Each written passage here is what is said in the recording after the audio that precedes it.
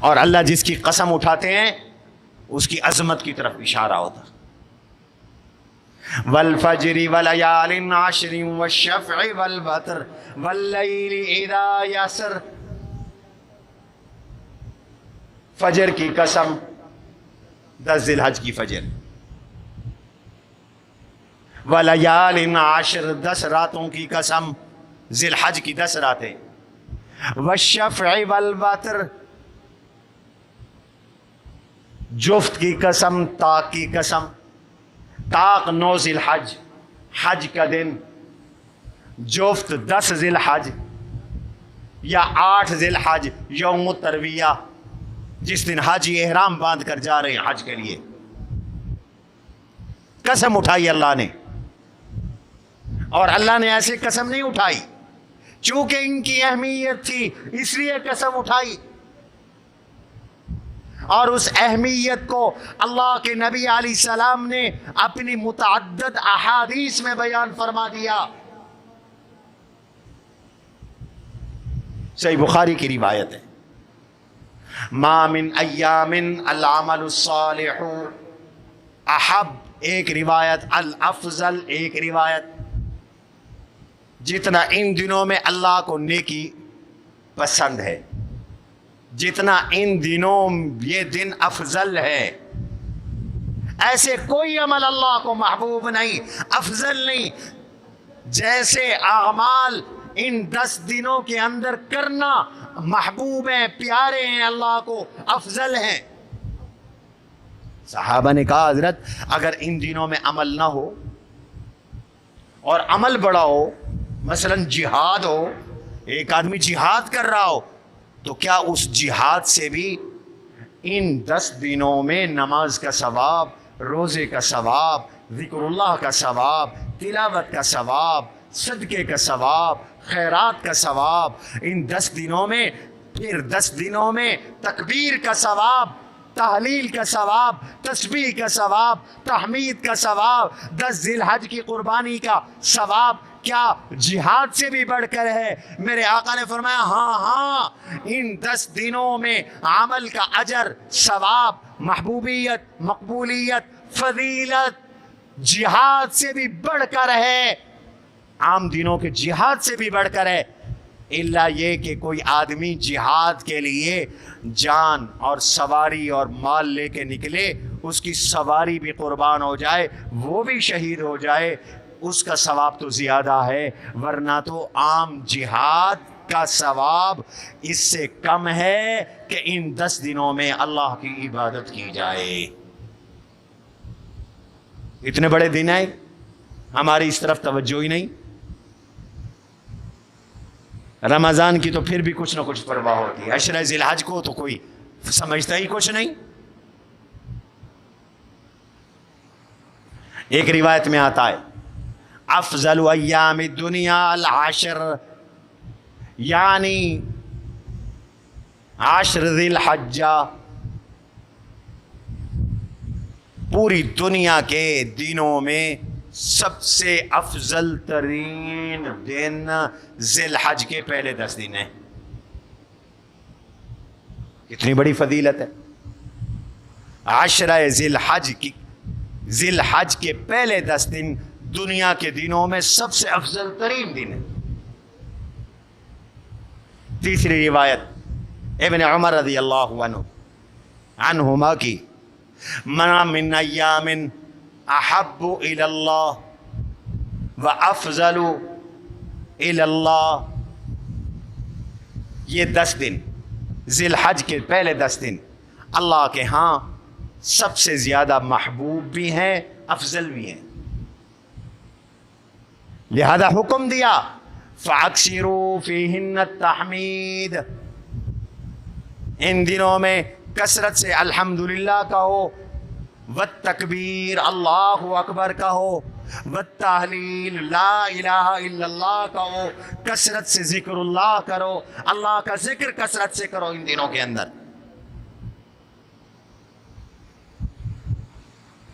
اور پھر اکٹھی ہوتی ہیں، پورے سال اکٹھی نہیں ہوتی. امہات العبادات ادا ہوتی ہیں صرف ذی الحج کے پہلے 10 دنوں میں. باقی پورا سال یہ ساری باتیں اکٹھی نہیں ہوتی. وہ کیسے؟ بنیادی ارکان اسلام کے 5، ان میں بنیادی عبادات 4: نماز، روزہ، حج، زکوٰۃ. یہ 4 عبادتیں رمضان میں بھی اکٹھی نہیں ہیں.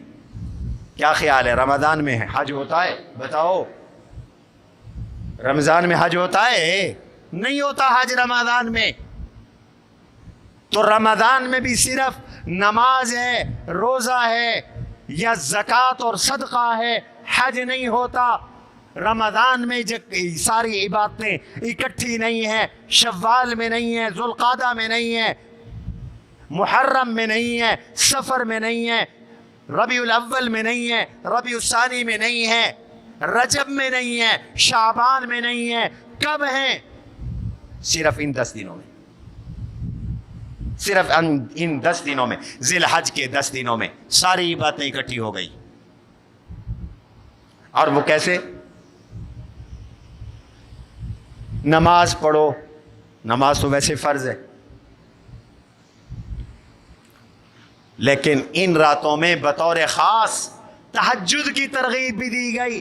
قیام اللیل کرو، راتوں کو اٹھو، نوافل پڑھو، جاگو.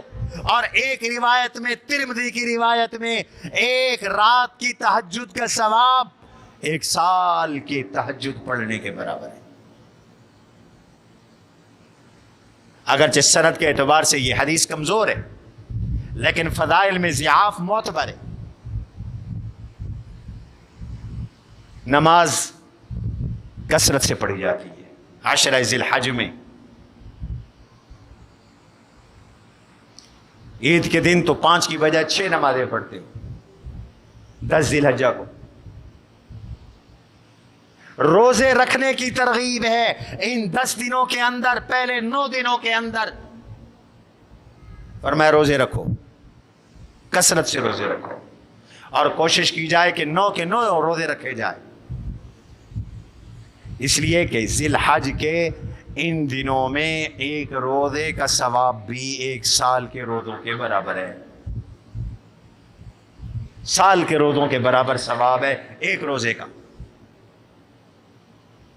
اور خاص طور پر 9 ذی الحج کا روزہ، اللہ کے رسول صلی اللہ علیہ وسلم نے ارشاد فرمایا، یہ جو 9 ذی الحج آ رہا ہے، عید سے 1 دن پہلے جو حج کا دن ہے، یوم العرفہ ہے، فرمایا جو اس دن روزہ رکھتا ہے، احتسب علی اللہ ان یکفر، مجھے اللہ سے امید ہے کہ اس ایک روزے کے بدلے میں اللہ 1 سال پہلے کے اور 1 سال بعد کے گناہ معاف کر دے گا. ایک روزے کے بدلے 2 سال کے گناہ معاف ہو جائیں گے، 2 سال کے. اور ان 10 دنوں میں سب سے افضل دن علماء کہتے ہیں 9 ذی الحجہ ہے، جو حج کا دن ہے. اس دن شیطان ذلیل ہوتا ہے، رسوا ہوتا ہے، اپنے سر پہ دھول ڈالتا ہے. وہ کہتا ہے میری محنت ضائع ہو گئی، میں نے ابن آدم کو گناہوں میں لگایا، گمراہ کیا، آج یہ حج پہ آیا، اللہ نے اس کو بھی معاف کر دیا، اور جس کے لیے اس نے دعائیں کی اللہ نے اس کو بھی معاف کر دیا. اس لیے حاجیوں سے دعا کی درخواست کرنی چاہیے. حاجی جس کے لیے دعا کریں گے اس کے گناہ بھی بخشے جائیں گے. دعا کرو اللہ حج کی توفیق. خود حج پہ نہ جا سکو تو حاجی سے دعا کے لیے ضرور درخواست کرو، میرے لیے دعا کرنا عرفات میں. اور حجاج کو بھی چاہیے کہ وہ دعاؤں کا اہتمام کرے، غیبانہ دوسروں کے لیے دعائیں کرے. اس لیے کہ حدیث میں آتا ہے جب کوئی مسلمان کسی مسلمان کے لیے غائبانہ دعا مانگتا ہے، اللہ کا ایک فرشتہ مقرر ہے، وہ اس کی دعا پہ آمین کہتا ہے اور ساتھ کہتا ہے وَلَكَ بِمِثْلٍ، تیری یہ دعا جس کے لیے کی گئی اس کے حق میں بھی قبول ہو، ساتھ تیرے حق میں بھی قبول ہو. وَلَكَ بِمِثْلٍ. اور غائبانہ کی ہوئی دعائیں قبول ہوتی ہیں.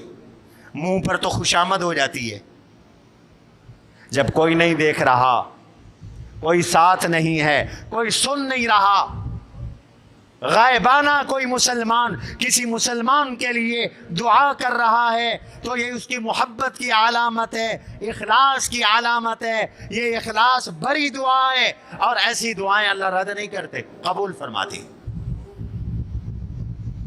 اس لیے دعائیں لینی چاہیے، غائبانہ دعائیں لینی چاہیے.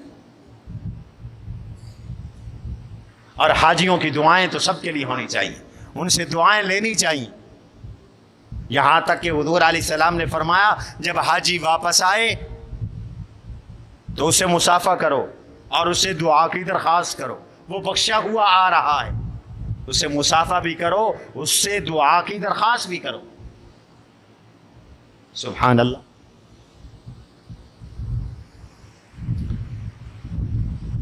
نماز اس عاشرے میں، روزہ اس عاشرے میں، زکوٰۃ تو پورا سال دی جا سکتی ہے جب بھی موقع ہو، لیکن صدقے کا اہتمام کرنے کا حکم ہے.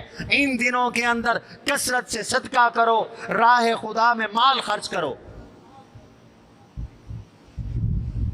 تو یہ زکوٰۃ اور صدقے کی عبادت وہ بھی اس عشرے میں. قربانی سارا سال نہیں کر سکتے، قربانی ان دنوں کے اندر 10 ذی الحج میں اور اس کی متابعت میں پھر 11 اور 12 3 دن قربانی ہے. سارا سال قربانی نہیں ہے، ان دنوں میں قربانی ہے. حج پورا سال نہیں ہو سکتا، صرف انہی دنوں میں حج ہے. 8 ذی الحج کو مینا ہے، 9 ذی الحج کو عرفات ہے، 9 شام کو مزدلفہ ہے، 10 صبح مینا ہے. شیطان کو کنکریاں مارنی ہے، پھر قربانی کرنی ہے، حلق کرنا ہے، پھر حج کا فرض طواف زیارہ کرنا ہے اس عشرے کے اندر، اس 10 ذی الحج کے اندر. تو فرمایا وہ عبادتیں جو سارا سال اکٹھی نہیں ہوتی وہ ان 10 دنوں میں اکٹھی ہو جاتی ہیں. سبحان اللہ کہو. تو یہ دن اللہ کے بڑے پیارے بن جاتے، یہ راتیں اللہ کی بڑی پیاری بن جاتی.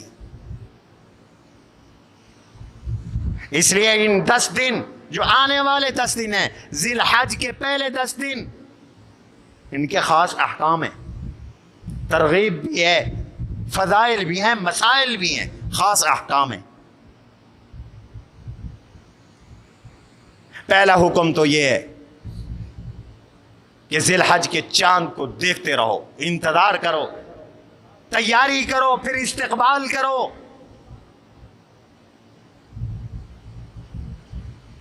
اگر آپ کا قربانی کا ارادہ ہے، قربانی آپ نے کرنی ہے، اللہ کے نبی صلی اللہ علیہ وسلم ارشاد فرماتے ہیں اذا رأیتم ہلال ذی الحج، جب تم ذی الحج کا چاند دیکھو اور قربانی کرنے کا ارادہ رکھتے ہو، پھر ناخن نہ کترو، بال نہ کاٹو، یعنی حجامت پہلے کروا لو، چاند نظر آنے سے پہلے اگر آپ کی قربانی ہے. قربانی کرنے والا اس کے لیے مستحب ہے، افضل ہے کہ وہ چاند نظر آنے کے بعد حجامت نہ کروائے، ناخن نہ کاٹے، بال نہ کٹوائے، تاکہ اس کی شکل بھی حاجیوں جیسی بن جائے، تشبہ بالحجاج ہو جائے. یہ فلسفہ ہے. حاجی جب احرام پہن لیتے ہیں تو ان پر احرام کی پابندیاں ہیں، اور ان پابندیوں میں ایک پابندی یہ ہے کہ وہ حجامت نہیں کروا سکتے، ناخن نہیں کاٹ سکتے، بال نہیں کٹوا سکتے، خوشبو نہیں لگا سکتے.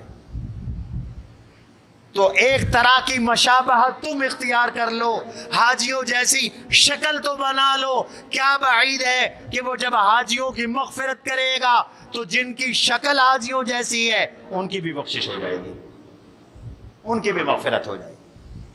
شکل بنانے کا بڑا اثر ہوتا ہے. اس لیے تو میں کہتا ہوں داڑھی رکھو، نبی جیسی شکل تو بناؤ۔ کوئی نبی بغیر داڑھی کے نہیں تھا، کوئی رسول بغیر داڑھی کے نہیں تھے، نبی کا کوئی صحابی داڑھی منڈا نہیں تھا، نبی کے آل بیت میں سے کوئی داڑھی منڈا نہیں تھا، کوئی بھی ولی اللہ داڑھی کے بغیر نہیں گزرے۔ تو شکل تو بنا لو حضور جیسی تاکہ کہہ سکو تیرے محبوب کی یا رب شباہت لے کے آیا ہوں، اللہ کے دربار میں کہہ سکو نا تیرے محبوب کی یا رب شباہت لے کے آیا ہوں، حقیقت اس کو تو کر دے محض صورت لے کے آیا ہوں، صورت لے کے آیا ہوں تو اس کو حقیقت میں بدل دے، تیرے محبوب کی شکل لے کے آیا ہوں۔ بال نہ کاٹو اگر قربانی کا ارادہ ہے، ناخن نہ کاٹو، حاجی بھی قربانی کرتا ہے، تم بھی قربانی کرو گے، وہ بھی حجامت کرواتا ہے قربانی کرنے کے بعد، تم بھی حجامت کروانا قربانی کرنے کے بعد۔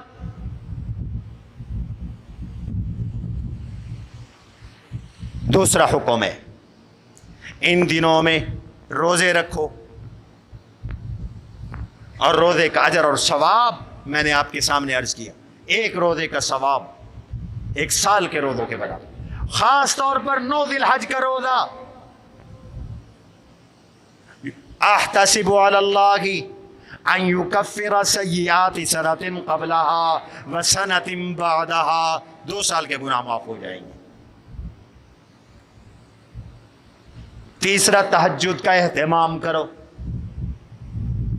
ان 10 دنوں میں تہجد کا اہتمام کرو، ایک رات کی تہجد کا ثواب 1 سال اللہ کے راستے میں جاگنے کے برابر، عام جہاد سے بھی یہ اجر بڑھ گیا۔ ان دنوں کا تہجد اللہ کو زیادہ پیارا، زیادہ محبوب، زیادہ مقبول۔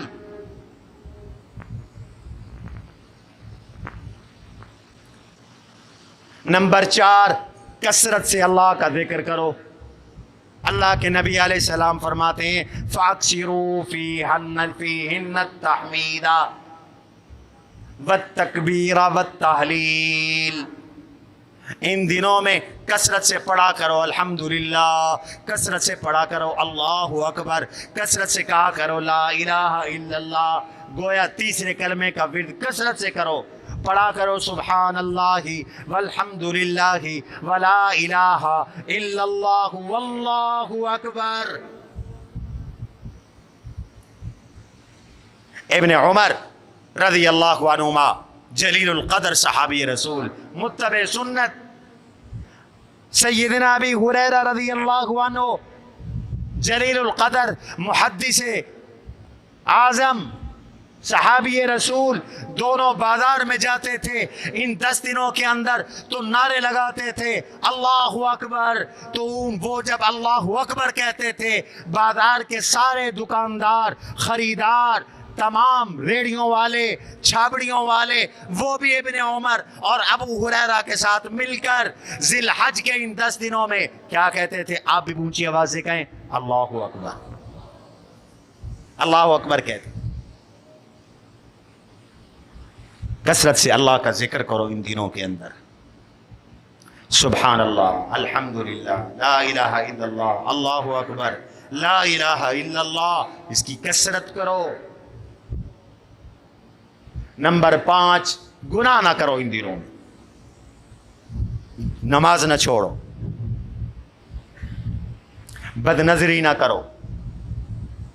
آج کل کے عام گناہ ہیں جنہیں ہم گناہ ہی نہیں سمجھتے، نماز نہ پڑھنا، نماز چھوڑ دیتے ہیں ہم، یہ حکم تو قرآن کا ہے، فَلَا تَظْلِمُوا فِيهِنَّ أَنفُسَكُمْ، ان مقدس دنوں میں اپنے اوپر گناہ کر کے ظلم و زیادتی نہ کرو، ورنہ گناہ کرو گے اپنے اوپر ظلم کرو گے، پھنس جاؤ گے، پکڑے جاؤ گے، اللہ کی پکڑ میں آ جاؤ گے۔